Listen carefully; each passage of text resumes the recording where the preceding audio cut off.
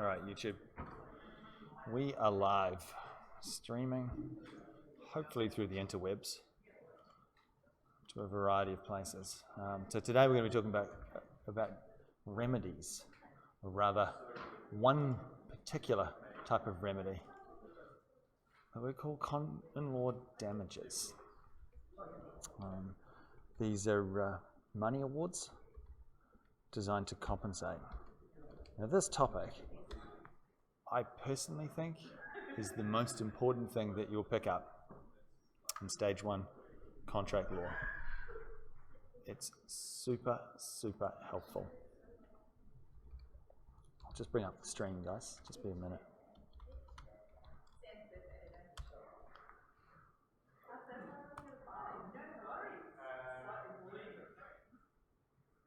Happy birthday to those in the audience.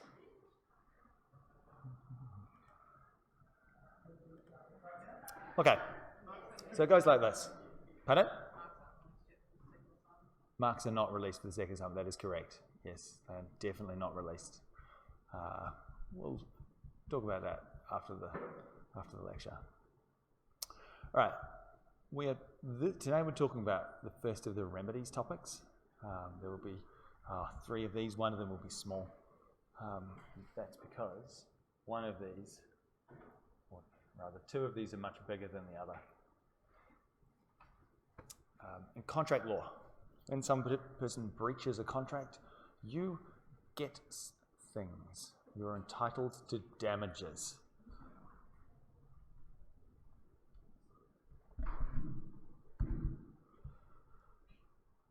Damages are a common law remedy where you ask the court to pay you an amount to compensate you. Okay, that is the starting point. That is the most important and the default remedy in contract law. Now, this entire lecture will be devoted to us talking about damages. They are the most important thing, and the calculations that we have for those is very important.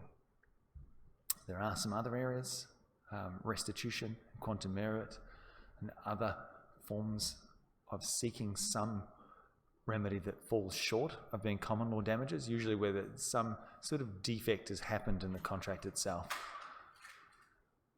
That we'll deal with in a separate recording, but not today. And then we'll do another full recording on the equitable remedies of injunctions and specific performance. This lecture, this topic, is about common law damages. And if I had to pick one slide out of all of the slides for both of the contract law subjects that I think is the most important rule that you need to know, is the principle from Robinson and Harmon.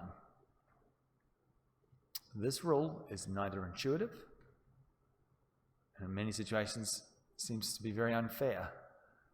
Nevertheless, it is fundamental to how contract law works,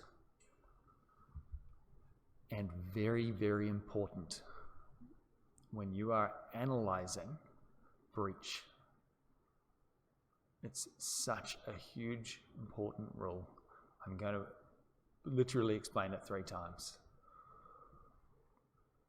In tort, most of you should be aware what tort is. Tort is civil wrongs, seeking some sort of compensation for those wrongs. In tort law, when you ask the court to award you some damages, some money, the idea is to put you back, as far as money can, back to where you were. In contract law, though, you aren't being compensated for some sort of harm that's done to you. The other side breaches a contract. You need to be compensated for the loss of the bargain itself. And so the principle in Robinson and Harmon says, as far as money can, the other side, the side in breach, must put you in the situation you would have been in if they did what they promised to do. And that difference is massive. And so Robinson and Harmon itself, as a case, involved a lease. Involved a lease and a leaseholder, and the lessee decided to cancel the lease. It was for, I don't know, £100 or something similar. And the landowner decided to cancel the lease, and then the lessee sued. They said, hey, you're in breach, you took back the lease, we would like compensation. The thing is that the value of those leases in that particular area had doubled, so that actually being able to use a building was worth £200, not £100. And so the lessor argued, well, yes, we've terminated this. Yes, you don't get the right to use the lease for the rest of this time, but the amount should be £100 a year or whatever that was left in the contract. And the court said, no, it's not. You, as the side in breach, have to put the other side in the position they would have been if you did what you said you were going to do. That is to hold a lease that is worth $200 per annum. They would have to go to the open market and renegotiate that lease elsewhere. That is the amount of money that you will have to pay. In tab court holdings and Bowen investments, essentially a reasonably contemporary High Court restatement of this principle, where, again, a lessee of a building wanted to change the shop front, wanted to change it, make it all shiny and silver. And so they put in a request with the landlord to do this. And it took a little while before the landlord came back. In the meantime, they just did it anyway. They just changed it. And so when the landlord came back and said, no, the tenant was stuck with something of a problem. It was when they had to vacate. They'd breached their contract because they'd essentially materially altered the land, and it was going to take quite a lot of time to fix the building, to put it back to how it was.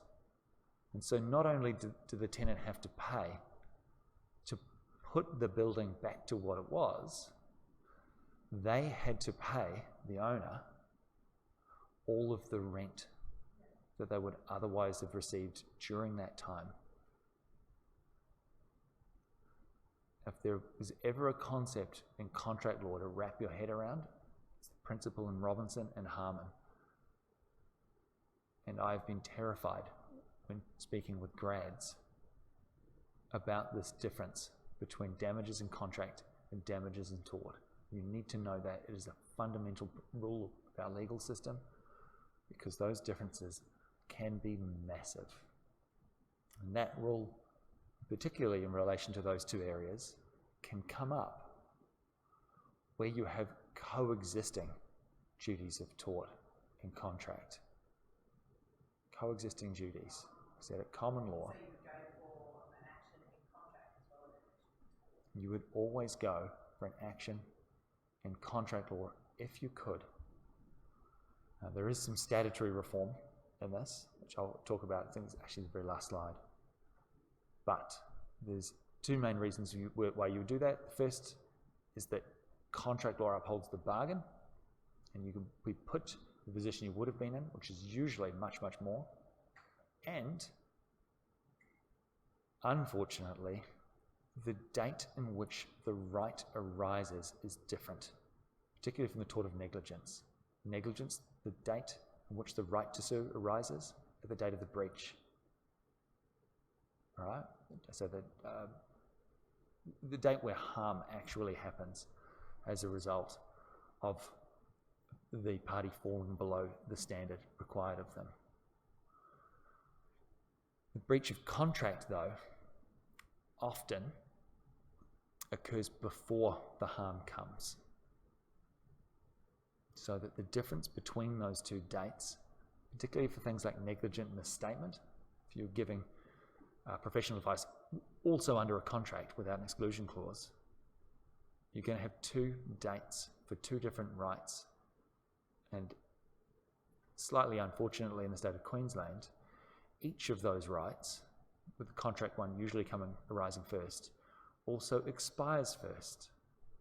And I have seen in professional practice on more than one occasion situations where the right to sue contract has lost because Section 10 of the Limitation of Actions Act 1974 Queensland says actions in contract and in tort must be brought to the court within 6 years of when you gain the right.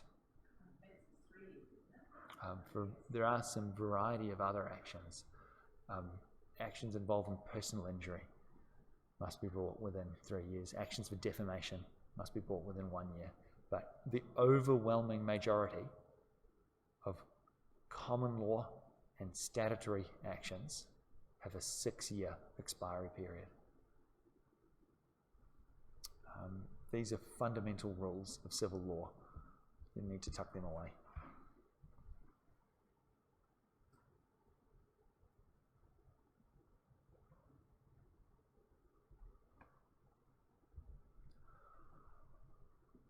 Okay, there are a variety of rules, small rules, but nonetheless important ones, that we need to be aware of when we're looking at common law damages. And from that term, this time onwards, that term has a particular legal technical meaning. Damages are money award from a court to compensate. Again, contract, they're compensating the loss of the bargain. Tort, they're compensating for harm. And those damages are in personam. What does that mean? It means that you are suing a person. You are not attaching or associating your cause of action or your claim to a thing. What does that mean? It means that if you sue some person and they are bankrupt or they have no money, there's very little point.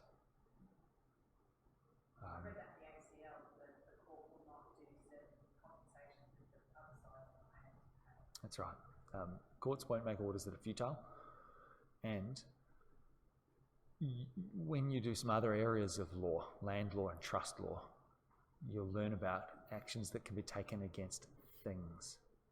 You can take actions against real property, land, and you can take action to hold things in trust, and you can take action against boats as well. It can be. Sorry. Okay. When I say action, not strictly speaking against the boat, but you can make a claim. You can make a claim, sorry. I didn't say you're not taking action against. Boats are not sui juris. Boats. Yes, admiralty cases. You can make a claim against a thing. But the main one that will come up is when you do land law and trust law, and that you can have some forms of rights that can be held against things. Contract law damages, common law damages, are not one of those. They are against a person. They are to compensate for quantifiable loss, not hypotheticals. That was something on our assignment, wasn't it? The difference between the market value of the house and what the owner sold the house for. They were only going to pay damages for fair and just. Is that right? Not really. No, the assignment. The question was to do with the assignment and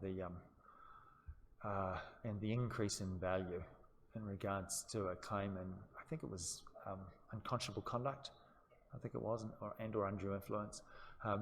They're a little different there, in that the purpose of those properties going up in value was that if the property was undone, if the contract was rescinded, then you'd gain some form of benefit. There are some other areas of law where certain types of conduct, unconscionable conduct, becomes unconscionable for you to retain a benefit, but it wasn't. It was sort of outside of the scope of that particular assessment. I do need to note, though, in this comes up a lot, again, both in contract but also in personal injury law in the state of Queensland. I'm a Kiwi, so we have no personal injury law, not in any way, shape or form like you do in Queensland. And I'm interested and also slightly horrified of the concept of a once and for all basis for compensation. But that is how contract law works. Contract law works when you go to court once. There is a rule that you actually don't learn about in law school, but I'm going to tell you right now. You should note this for your own benefit, called issue estoppel. Issue estoppel prevents a party, this includes the police and the Department of Public Prosecutions, from litigating the same thing twice. You can't go back to the courts until you find a judge who lets you win.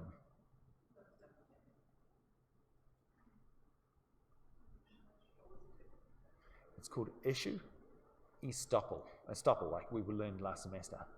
But the person bringing an action is estopped from bringing it if it is already being litigated. The question there came up.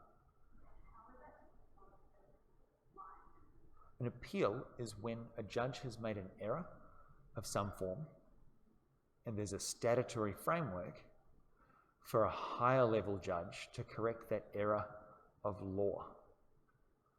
The matter itself and all matters of fact in regards to that, so anything that's gone to the jury or that have been determined as a matter of fact, cannot be appealed unless there's some defect in the way the rules of evidence have applied. And the other question was to do with double jeopardy. Double jeopardy is a long-standing common law rule. It's also enshrined in our code, preventing a person for the same crime essentially being tried twice. That's essentially taking issue estoppel in the civil sphere and enshrining that in our code. But you can't do the same thing twice. You can't try to sue somebody twice if you fail the first time. You can't double dip in remedies. You only get one go. And as such, when they're doing these calculations, they have to compensate you for everything. You get one go at it. And so when doing the calculations, you have, as the plaintiff, you must demonstrate all of the loss that you're trying to claim, because you don't get to go back and do it again.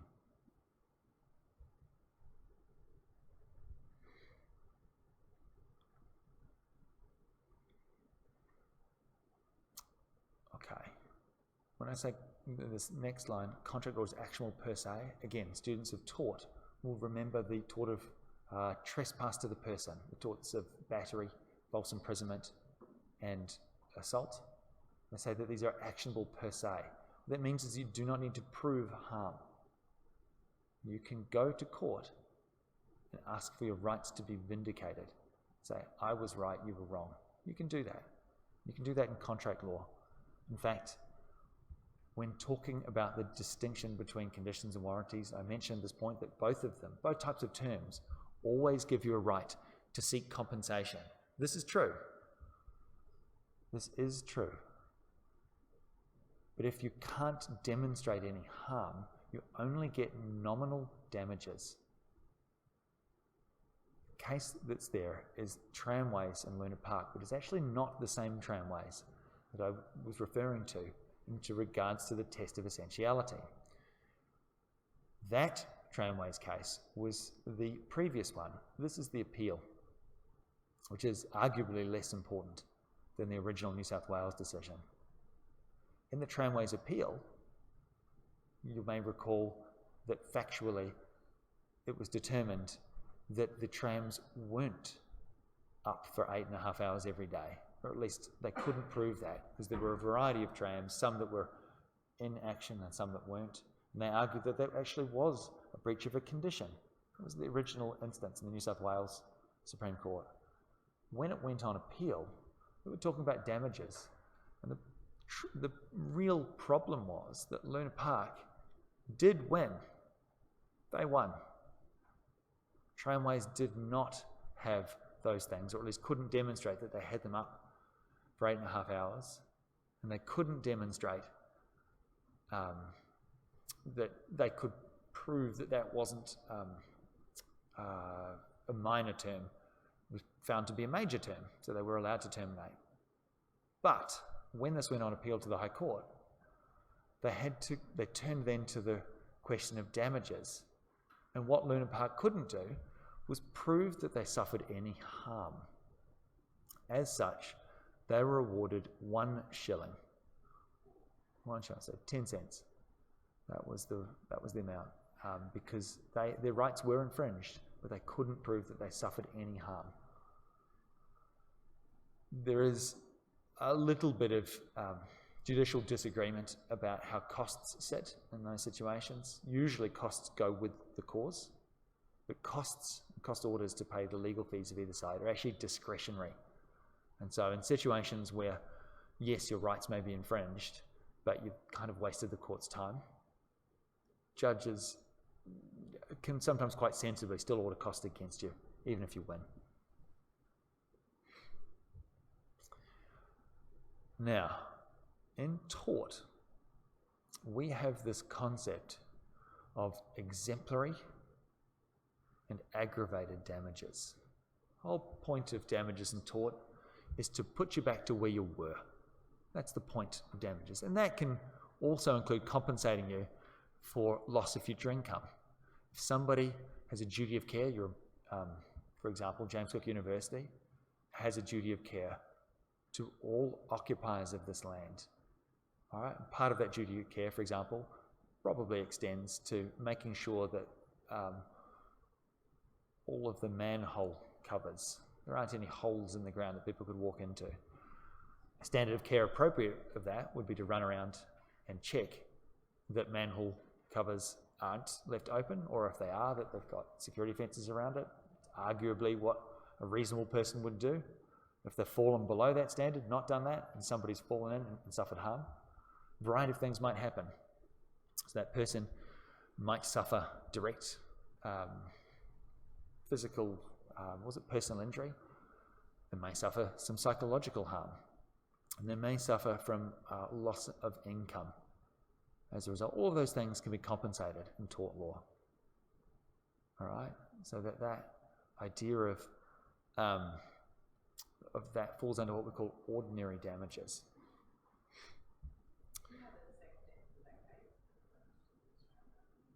There's, yes, I do actually. I'll talk about that in a second. And so I think the example that we use is that in some situations, an example needs to be made of the organisation that what they have done, what this person has done, the defendant has done, is wrong. An example needs to be set, and extra dollars needs to be awarded to prove a point, demonstrate to the world conduct is bad. Okay, to make an example of them. The example that I use comes from false imprisonment, where a store, or I think security guards, that hold people when they're accused of shoplifting and hold them for 5 hours, that needs to be demonstrated to the world that conduct is not acceptable.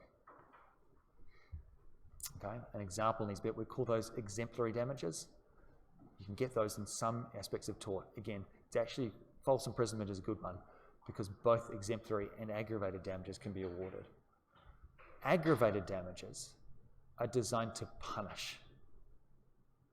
They're not about setting an example, they're about the conduct of the defendant being so far beyond the pale, so appalling, that ordinary damages just can't cut it. An example in false imprisonment was security guards that held a person against their will half an hour and then urinated on them. Not a very pleasant example, but it certainly demonstrates something that is so egregious, so far beyond the pale, that a large amount of dollar award has to be awarded to compensate that person. disgorgement damages are awarded in situations where a person breaching or committing a tort deliberately gains some form of benefit from doing so. So again, it kind of overlaps with some of the principles that we have in equity and of trust law and unconscionable conduct, that idea of people's wrongdoing ought not to benefit them. And none of these apply to contract law in Australia. The first two are concepts that relate to tort, exemplary and aggravated damages. And in other jurisdictions, disgorgement damages have been tried, the UK being the main one, but that does not apply in Australia. And so this hospitality group in Australian Rugby Union involved ticket scalpers. And so ticket scalpers were organising to purchase packages because the rugby union had set aside tickets to the Rugby World Cup and sold them to, or had them as part of quite expensive package deals. And what had happened is that people realised that the package deals, though being quite expensive, a $3,000 package deal, each package involved a ticket. And so they would purchase the packages, strip the ticket out, and then on-sell it for much more than that. And the Australian Rugby Union tried to argue that, Your Honour, if this is a contract, if we don't compensate, if we don't seek extra compensation, they're going to gain from doing this. And that's not the position that, for example, the UK that does have this system of disgorgement damages in order to seek that extra compensation, to stop people deliberately breaching contracts. And the the federal court in this case said no, it is not part of our legal system. Parliament would need to intervene. Is there a good reason why they don't? Other areas of law can step in, but actually, the question is why? Why does the Australian system not do this? It's difficult to know how far down the rabbit trail you can go in regards to this. And it changes people's behaviour. If you enter into a contract, an arm's length with somebody, and every contract you enter into, you do so in order to benefit. Both sides do this so that they're both going to benefit. And from time to time, breaching a contract may be to your benefit. All right? But you breaching it and then gaining something from doing that is actually kind of unrelated to the original bargain that you had with the person to start with. If there was this other benefit that you've discovered, you don't have a fiduciary duty to help the person you're contracting with. In other areas of law, you do. You can't make secret profits as a company director or a trustee or an agent. Contract law, we accept that we're all free-willed, rational human beings. I'm going to say hi to Kathy on the stream. If you have any comments or questions, feel free to type them up. Okay. Those are some simple rules. All right, some simple rules, little bits of information. Nonetheless, each of them is really important. I try not to throw my arms in the air and say that, look, everything's important, because it's not. The doctrine of frustration is not the same as the principle in Robinson and Harmon. These things are not created equally. One of them is much more important in your legal training and should be tucked in your brain forever and a day. Now, in some situations, you can't calculate your loss. Some situations, the loss can't be calculated. And this is something problematic, because the purpose of contract law is to put you in the situation where you would have been in if the other side did what they said they were going to do. But in some contracts, in some situations, that really doesn't work. So the example I'll give here is Commonwealth and Oman Aviation.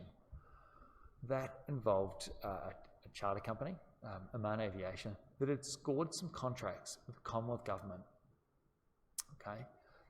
And they bought a whole bunch of charter planes. Now the contract that they've got wasn't very large. It was, $1 million, which sounds like a lot, but they spent $5 million on planes. Why did they do that? Well, they expected that if they got this first contract, that they would become the incumbents. And for all those that have done a variety of tasks in their lives, particularly to do with employment in large organizations, and anybody tongue-in-cheek listening to this may be employing me in the future, incumbency goes a long way. Incumbency and inertia are very powerful things. The single best way to demonstrate that you would be good at a particular job, or a particular role, or fulfilling a particular contract or need is that you've just done that. And Oman were aware of that, and the Commonwealth were aware of that. Nonetheless, they did the first contract, and the policy changed. The Commonwealth didn't need to do this anymore. Now, they thought that the Commonwealth government thought they had a right to terminate under the contract. It turns out that they didn't, or at least they didn't read it properly. And so that you've got a situation where there is a breach, and the damages had to be set by the common law. As we'll talk about later on, we can actually put structured damage arrangements into contracts. Here, though, it was structured by the common law, but the real difficulty that Oman Aviation had was trying to quantify that. They couldn't quantify how much they would have got because they had spent $5 million on a $1.2 million contract. It was done reasonably because they had this quite reasonable expectation that they would get subsequent contracts. Nonetheless, it went to the High Court and they couldn't prove what's called expectation damages, which is the normal way that you calculate your loss in contract. If you can calculate what you would have got, that is the amount you're going to get. If you can't calculate that, and only if you can't calculate it, they can then compensate you from expenditure incurred. By the time this went to trial, Oman had actually sold off all these planes, sold them off at a loss. And so that they were $5 or $6 million out of pocket, and the High Court compensated them by, I think, $6.2 million. And so in that situation, when you can't work it out, the courts look at what you've actually incurred. McRae and the Commonwealth was a case that came up earlier in the semester when we were talking about common mistake. That was to do with salvage of an oil tanker, where there was no oil tanker. In fact, there was no reef. The thing is, with salvage operations, you can never quantify that. You don't know how much you're going to make. And as such, when this went to the High Court, they had to go back and calculate based on the reliance damages, not expectation damages, because they just couldn't quantify it. I'm thinking about a case that was in Stephen Ward's book, and it was about a rock star, and he went for breach with record company that he was at. He was able to get damages plus the restoration of rights. The questions about rock musicians. It's possible you're referring to page 1, but there are a few cases that I will talk about later on to do with the loss of chance. There are some cases, again I'll get to in a few slides down, where the courts can do these things as part of trying to calculate expectation damages. It's only if those rules fail that you look to reliance damages in order to try and put you in that situation. You can't work out where you would have been, so we have to kind of follow the rules of tort, put you back to where you were. That's why this is the last chance salon. That's what they were trying to do. They were trying to get you back for this one, that record company. Yeah. Trying to get you back to where it was. And not only did they just do damages, but they also did other things such as giving back rights. They do. In fact, it's the slide after this one here. Can I just ask something to clarify that? So reliance damages wouldn't include, say in McRae's case, a Mhm. and wages for the the crew and everything like that, but they wouldn't be able to get money for the work that they couldn't carry out while they were performing that task. Is that part of reliance damages, or is that going into expectation damages? Okay, so the question is, when thinking about McCrae and the Commonwealth, to do with expenditure, paying for the rights to go to the reef, hiring the boat, paying the fuel, and going all the way out there, then finding that there's no reef, then trying to do work in regards to that. All of those things would fall under reliance damages, provided the expenditure is reasonable. One thing the courts are reluctant to do is, in relation to reliance damages, going back and looking at what parties have done where things were unrelated or extravagant in regards to fulfilling contracts. Now, the reason why this can be a little tricky is that when you are in business, you can spend money however you like to try and make money. Strictly speaking, you can't always deduct it under Second Limit of 8-1 of the Income Tax Act. You can only deduct in a reasonable amount of things necessarily incurred in running the business. But you can put money towards making money. I have a friend who uses that phrase, you've got to spend money to make money. Don't think he was meaning buying beer, but nonetheless, you can run your business how you like. The tax office actually has a pretty low bar in terms of how you do your operations.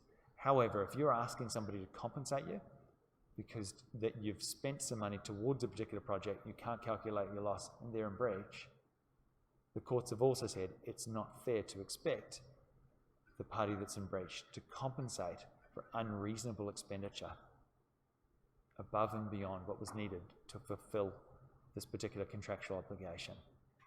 So to get reliance damages, the amount you can claim has to be a reasonable amount, reasonable expenditure. You also can't get both. So for the same item, for the same breach, when you're trying to sue, you can't mix and match the two. Some things going to what you've spent and other things calculated on what you would have got if they did what they said they were going to do. You can't mix and match those two concepts. It's one or the other. And by default, it's expectation damages.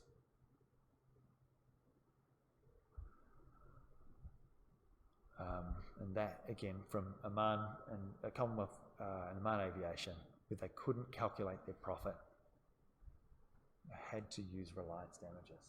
Now, the case that Amanda alluded to, there's a couple of them here. When you're trying to calculate expectation damages, you can use a bit of mathematics. And so Howe and Tifi, for example, was a beauty contest. In this beauty contest, 10 people were going to go in and get lucrative contracts to spend time with these modelling agents or something similar. And so they had this beauty contest, and for whatever reason, one of the contestants, their paperwork was lost. So the other side was in breach. So I might have got them mixed up. There might be Chapman and Hicks. No, I've got them mixed up. Sorry, this is Chapman and Hicks. The paperwork was lost. They were in breach. And the defendant went to argue, said, well, there was no guarantee that you were going to be one of the chosen 10 anyway. So you can't quantify this. And the court said, no, that's not how this works.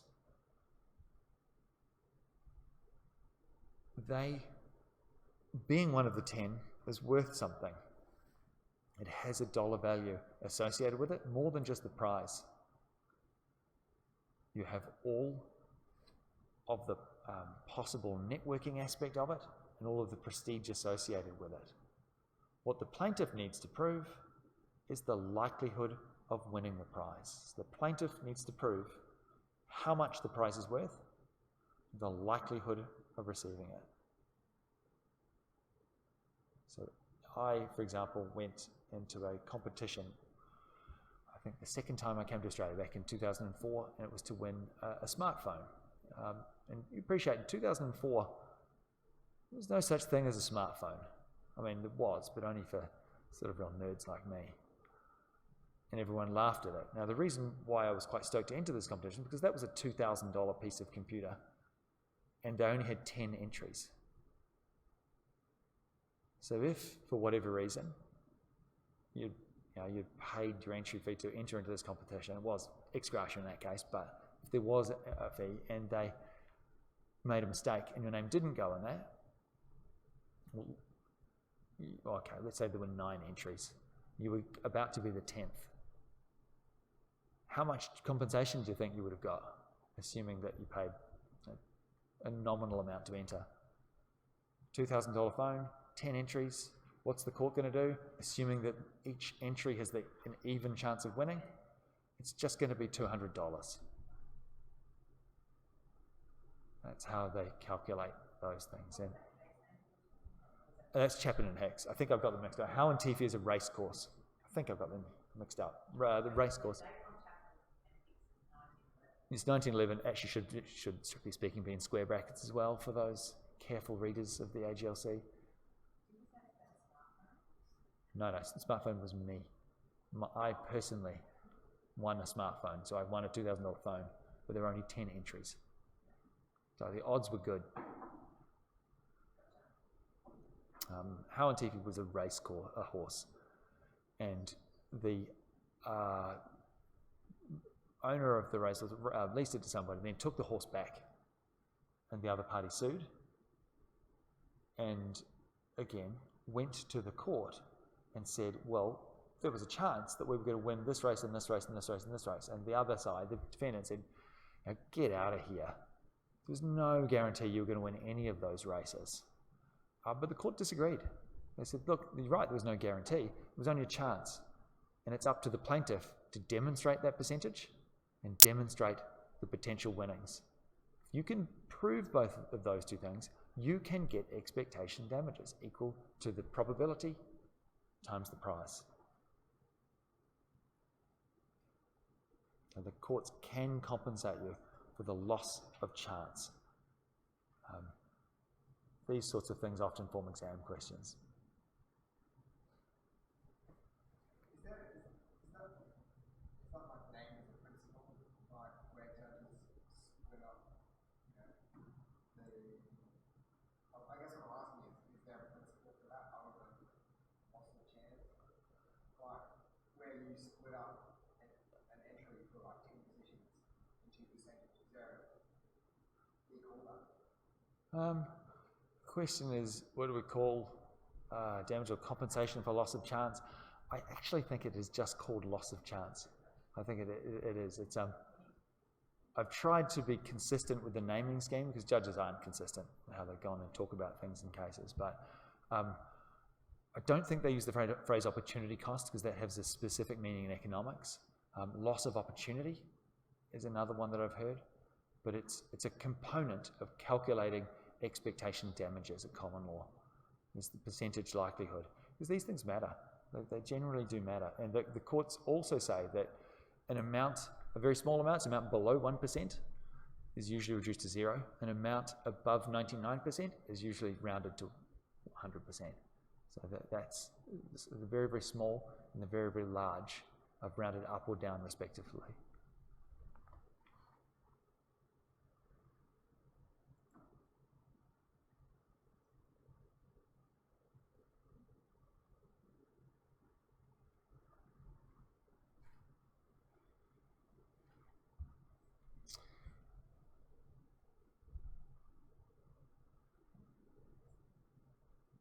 Contract law is not for the faint of heart. It's not for those who, for whatever reason, get their feelings hurt easily.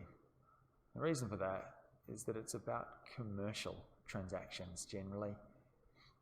It's about entering into arrangements where you promise to do things, and while I don't have the very blunt, deep, gruff voice of Professor Stephen Graw saying that if if you can't handle the heat, get out of the fire or whatever, however he explains it.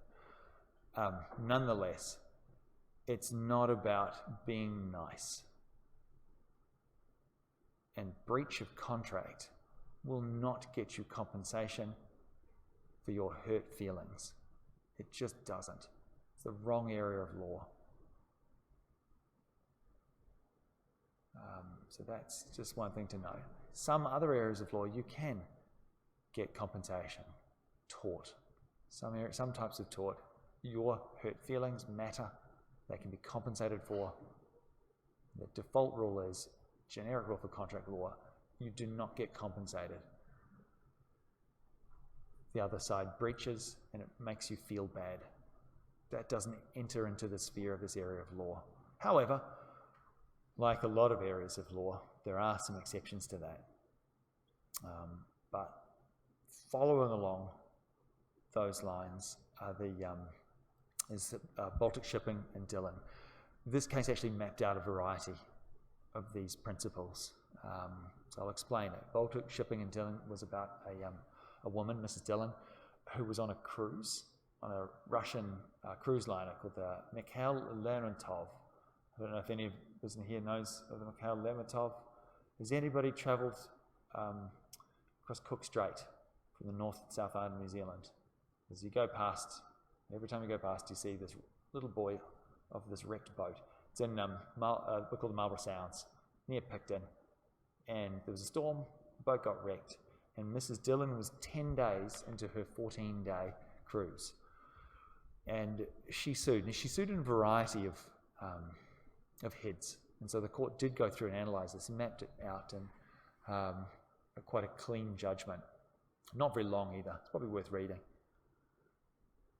And the starting point they say is, look, contract law is not about your feelings. It's not about seeking compensation for feeling hurt, for being disappointed, for having some sort of mental distress, and for physical discomfort. None of those things enter into the sphere of contract law by default. Okay? It's not relevant. So the question is whether she got trauma for the rest of her life. That doesn't form part of contract law, unless it counts as personal injury. So you can be compensated for personal injury flowing from breach of contract. And so that grant in Australian knitting mills was some sweaters with some awful chemicals in them that caused all sorts of distress as well as physical pain. Now, the courts in Australia for a long time didn't recognise psychological harm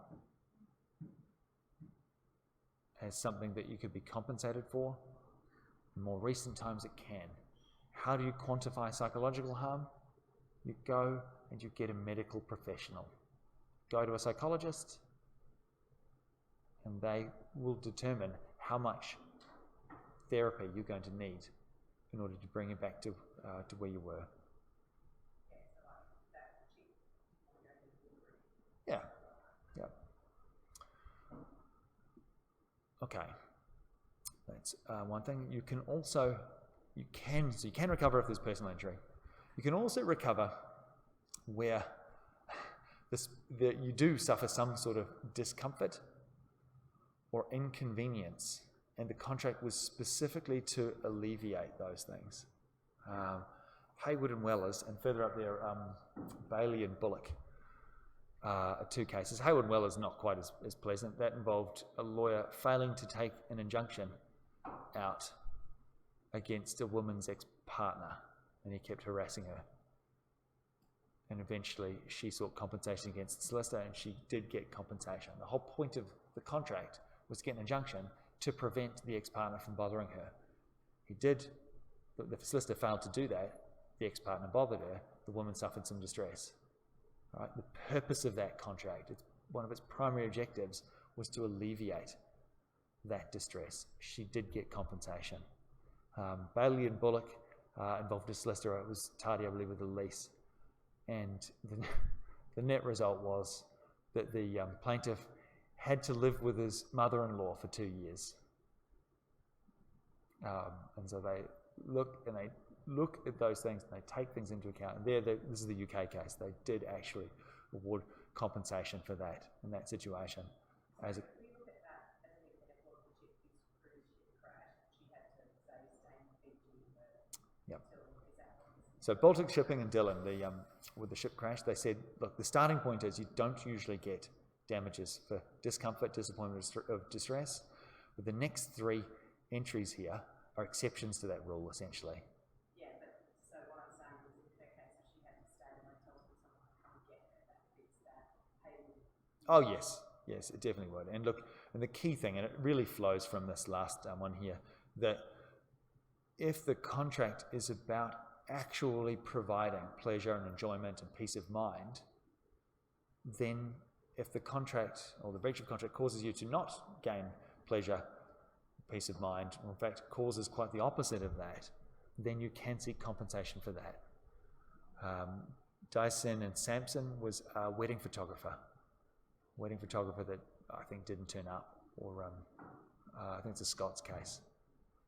And I'll just briefly talk about this. You're aware of the W word.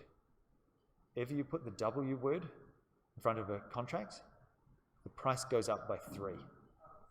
If you put the word wedding in front of any contract for goods or services, you must multiply the price by 3. I'm not sure how many people in this room have needed to organise weddings, but there's a few of us. There is a reason for that, and it goes back to expectation damages. When you are seeking compensation, you haven't just not delivered a cake, you've ruined someone's wedding. And so the amount that you have to pay is magnified massively. And, got to also point this out, angry brides are often litigious. And so that's why when we think of the W word, and Stephen's popped up. Yes, Stephen popped up, wedding photographer. Yeah, that's it. Stephen, there we go. For Stephen's piece of mind or piece of information. Stephen, when you're quoting for weddings, you can't use the normal rules for quoting photography jobs. You have to take the W word into account, because litigious brides, usually brides, maybe grooms, they can be angry, and they do and can seek compensation, and they did in Dyson and Sampson's, the Scots case, where the photographer, I think, either was late or didn't turn up or didn't produce high quality work. Not against law student wedding photographers, yeah. It's good. These are look, to be honest, I think it's a useful set of principles for all of us, for every guys here who are involved in business.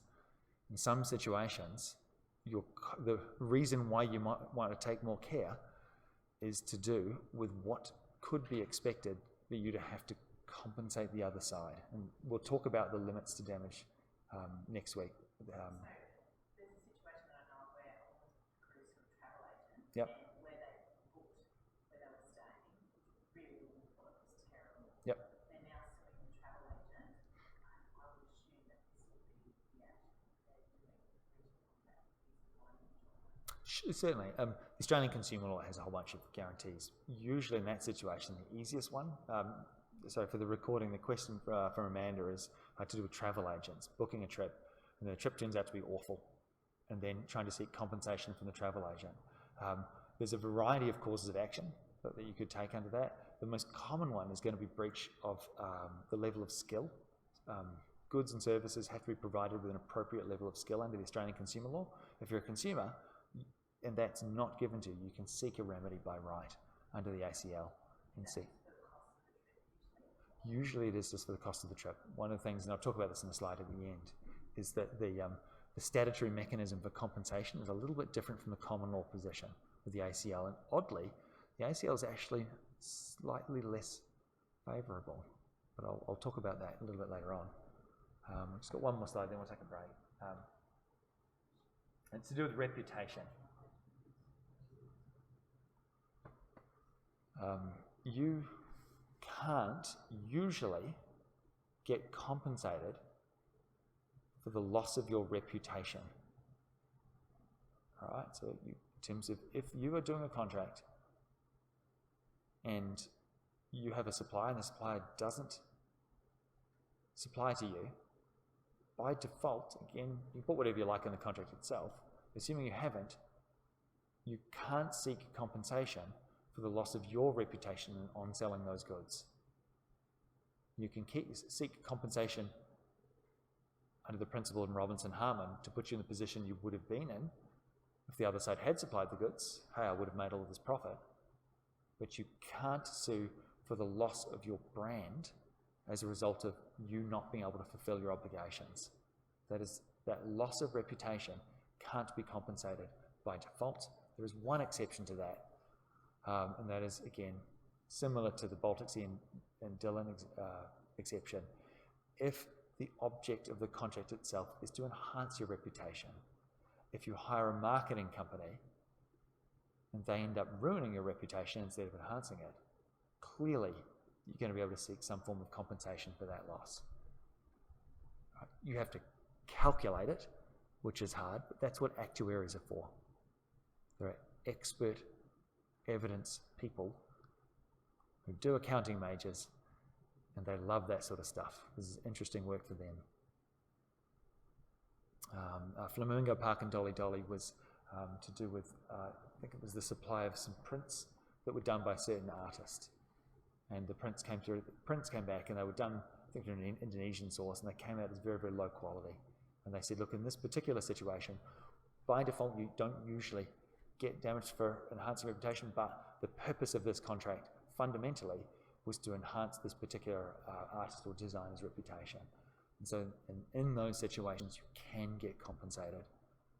But it has to go to the core or be quite fundamental to the contract itself. Also, in that case, it's an exception to that. It's an exception to that rule, yeah. Okay, we're going to take a break, guys. We'll take a break for 5 minutes. I apologise, those on the slide. I'm just going to take 5.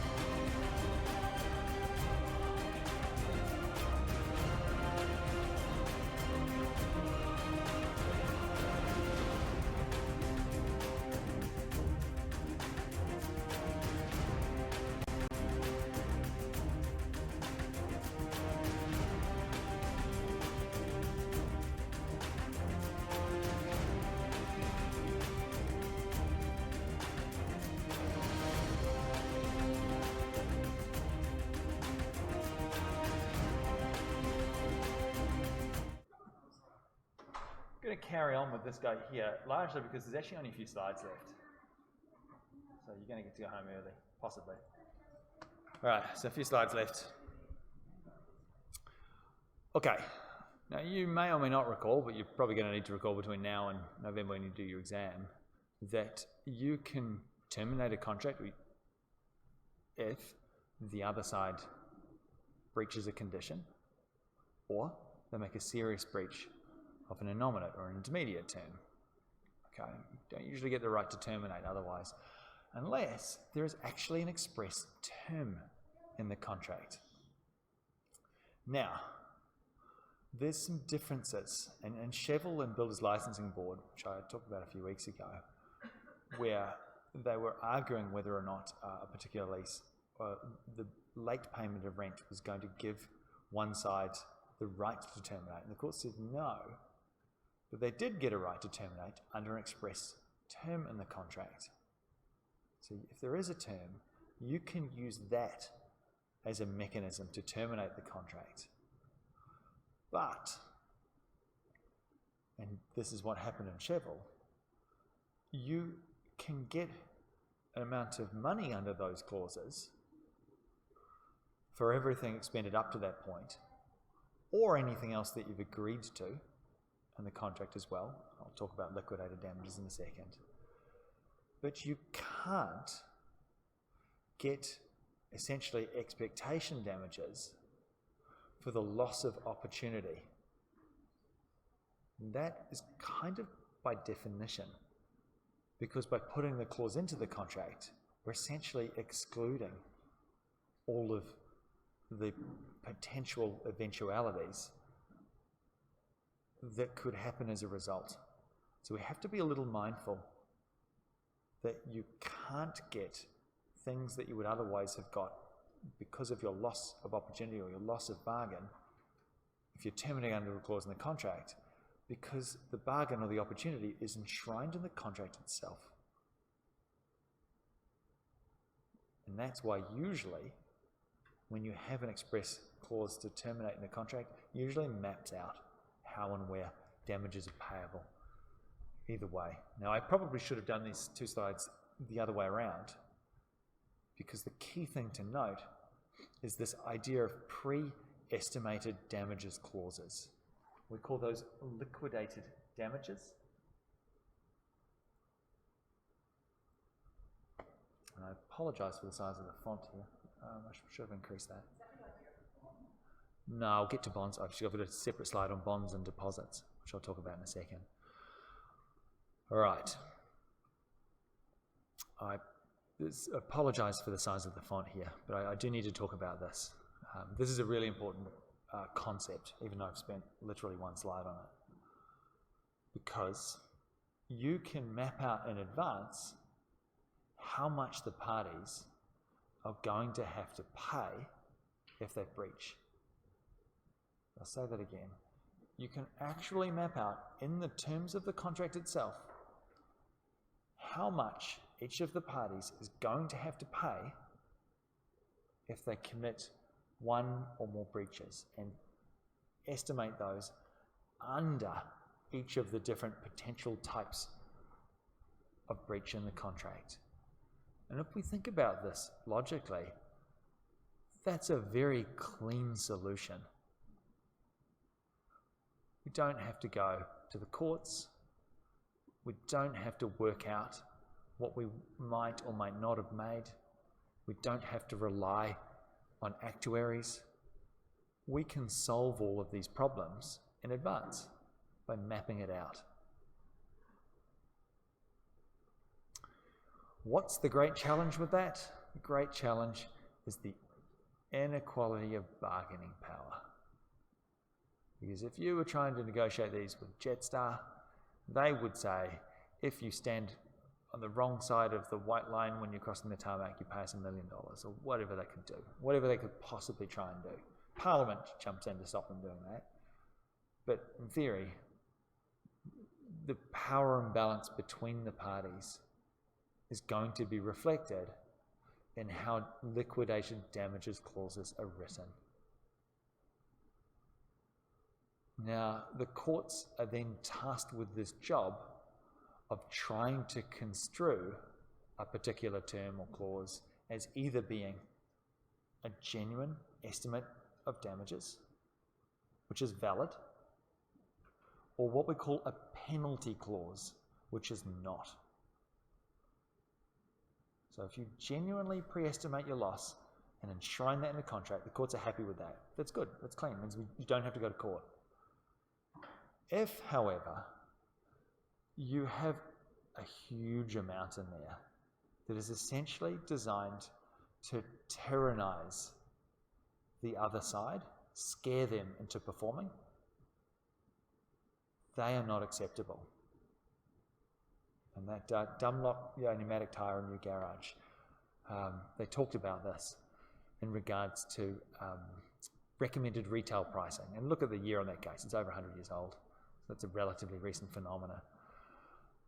And so there was a penalty, there was a clause for pre-estimated damages, I think it was £5 per breach, for situations where the local petrol station sold the products, which include petrol, for below what Dunlop had mandated the minimum price to be. The courts went through and analysed whether or not a particular clause is a penalty clause and not valid, just struck out, or a legitimate liquidated damages clause, which are fine. And so they look at these three things here. They look at whether the amount is extravagant and unconscionable in regards to the biggest possible loss that could occur as a result of the breach. It's the first thing they look at.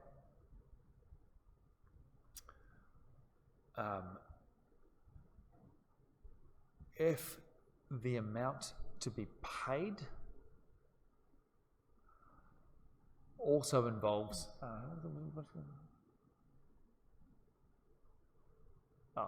if the amount to be paid as part of the original breach itself was a certain amount and the penalty is much larger, where you've got money, you didn't pay money, now you have to pay a whole bunch more money in regards to that. They look at the relative quantum of those things in regards to each other. And they look at how you've structured the contract itself. Have you got a variety of different clauses, some of which are important, some of which are very minor, and the same the same clause with potentially a liquidation damage clause or potentially a penalty. If it's a one size fits all, much more likely to be construed as a penalty clause. So if you are mapping these things out, you're going to do a lot better arguing to the courts if you have mapped it out for each of the potential different types of breach.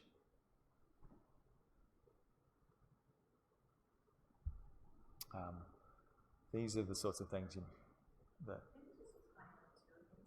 Yeah, sure thing. So,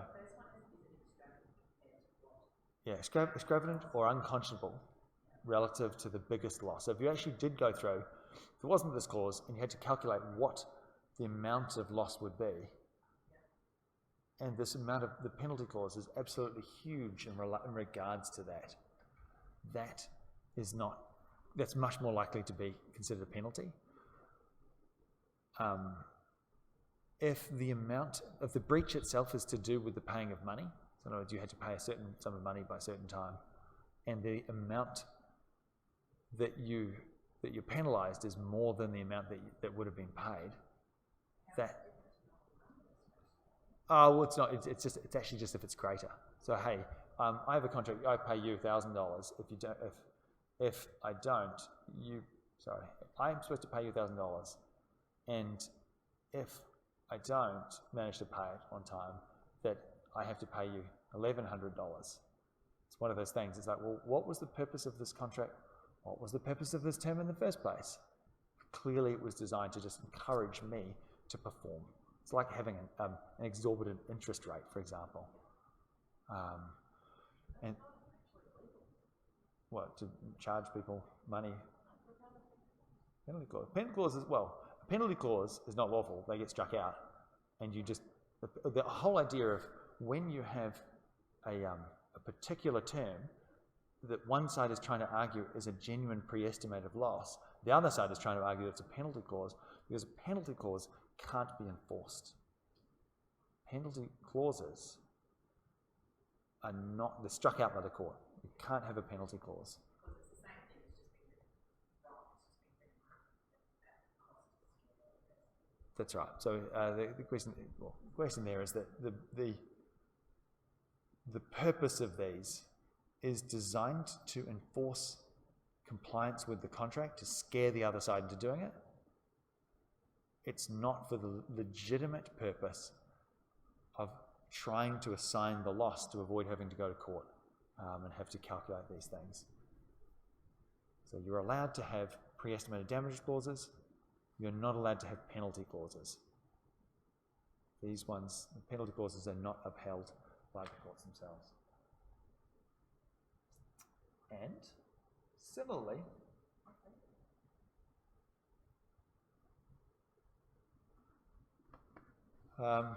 deposits. The question before was about bonds. The concept of deposits are a tricky one, because essentially it's a pre-estimated damages clause. I had a matter that involved I think it was a 10% deposit, and it involved a customization of a caravan or something. And they paid the 10% deposit, and they wanted to get out of the contract. And then we looked at the contract itself, and it said 20%. So you have to pay an additional 10% money. That was the pre-estimated damages clause. And I'd said, look, you could go to court and argue that that is a penalty clause, particularly if there's no work that the other side has done. Could argue that was unconscionable, but you can have a really hard time with a deposit. So that 10% deposit, because that's what the courts traditionally look at. This is a deposit, which is, I will start performing now with the intention of giving the remaining money, the other 90% or however much it is, at a later stage. This happens very commonly with land. When you enter into a contract for land, pay a deposit, some percentage of the house. I think, is it 3%? I think in residential property in Queensland. I think, yeah, I paid $10,000 for a $300,000 house. Is that 3%? It's about 3%. Yeah, about 3%, 2 or 3%. And if you don't perform, you lose your deposit. Courts are actually pretty happy with this law. 10% is the magic number that the common law suggests. Courts will not intervene. If you put a deposit down as part of a contractual arrangement, and that is enshrined in the contract itself, and then you don't perform, forfeiting that 10% is common business practice. The exception to that is that if you can argue that it is a penalty, again, you can do that if the amount is higher. 10% is usually okay, 15% starts a bit iffy, 25% looks like a penalty clause. But you also have to prove in those situations that it is against good conscience for the seller to retain that deposit. That means usually that they're gaining some sort of benefit without expending any form of effort. It's against good conscience for them to keep it. So, would equity usually just give them the entire deposit back, or would it give it, say, that 5, 10, 15, 20% extra, but leave the other party with 10% that is the true deposit? Has that ever happened? So the question is, would equity intervene to undo the whole transaction? Or would it intervene to just order the return of the additional amount above and beyond, Equity, there is a maxim that says it only does the minimum needed to achieve justice in a situation. So in theory, the courts could order a partial amount, but usually in situations like that, usually they don't. Usually they actually have to do the whole lot. Largely because if you're in a situation here where it's large, you've got the two sort of limbs here. If it's very, very large, arguably that's a penalty clause. If it's a penalty clause, the whole thing is struck out. So if the whole thing is struck out, then you can order restitution to get the amount that you've paid back to you in that situation. Well, this is called a booking fee. Now, Stephen's made actually an interesting point here, and that is to do with services as part of it. When you engage someone like a travel agent, they actually undertake work as part of that process. And that's different and distinct from the paying of a deposit for goods that are otherwise, say, fungible. So if you've got a big collection of wheat, or you've got a car, or whatever, where there's going to be no other loss as a result. And in those situations, the people taking essentially what looks like a deposit can make a reasonable argument that the fee itself is actually for the service doing it. It's just being paid in installments. So they'll try not to use, as Stephen's quite rightly pointed out, the word deposit. It's a booking fee. It's a non-refundable fee because we are actually doing work from this point. Again, the courts can construe these things, try to generally construe them narrowly, particularly if it's misleading or deceptive under the Australian consumer law as well.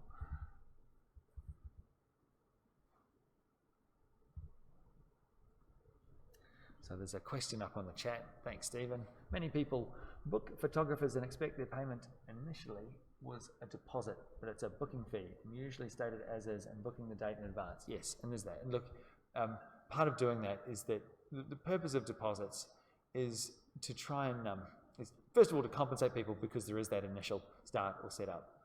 And the starting point with deposits, again, particularly if it's 10%, is that the courts don't intervene with those. It's 10%.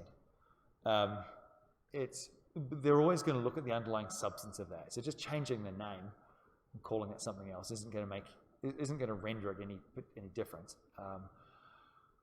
It all comes down to whether or not you can demonstrate that you've started doing work in regards to that. If it's more than sort of 10% in those things, because these are common law rules in regards to this, and so that's how that ends out. Booking the day in advance, yeah. There's an opportunity cost with that too. So Stephen booked a wedding that was going to take a photo, and if they paid a deposit, so he could obviously keep the deposit, could then go for the compensation as well, because he's not going to book. He had an expectation that he was going to get $1,500 to take the wedding photos, and he's not going to book someone else for that. Is that? Okay, Stephen, there you go. You get to be the example here. So the question is, if you've taken, say, 10% deposit, and I'm thinking, so, well, maybe it's a $2,000 job for a wedding, and you've taken we'll say a $200 deposit, booked the time slot, and then you find out that that there's a cancellation at the last minute. Now, again, usually deposits up to 10% are designed to compensate that for people just doing things and booking that. And you can map out all of the costs in advance in the contract itself. If you don't, then usually the courts say, well, you've taken a deposit, we're going to assume that that's the pre-estimated damages that you would have had in regards to this particular situation, and not change or inflict that. We're not going to disturb the rights of the parties at that place. Leave it at 10%, because the 10% is essentially the pre-estimated damages. In situations where it's going to be more, and you haven't taken a deposit, then yes, you could go through and make an argument that, again, for the entire cost of going through and doing this, assuming you proved you were willing and able to perform, and the other side breached when doing that. It's difficult in these situations because they're consumer contracts, though, and so the Australian consumer law applies in regards to those things. But yeah, no, certainly you could do that. Yeah, so the question there is it a business decision in regards to that? And yeah, it is in each of those situations. You're compensated for your loss, and Stephen could be smart and right, take both a deposit and put a pre-estimated damages clause in there, provided that it's reasonable and not designed to tyrannize and scare the other side into performing. Then that's a perfectly acceptable mechanism for engaging in things. And like I said, people do that. I said the guy who bought the caravan last week and discovered they had to pay an additional 10%. I looked at it and I said, well, it's probably reasonable in those situations. What you find is that with things, for example, the Law Student Society booking the ball room, that you'll find there'll be certain dates. Hey, here's a deposit at this point, then you've got to pay a certain amount at this point. And that's really to compensate the work that is going in towards a particular service that's going to be largely rendered at a point in time, but has preliminary work as well. And you can map these things out, provided it's a reasonable estimate. That's going to be fine. All right, very last slide.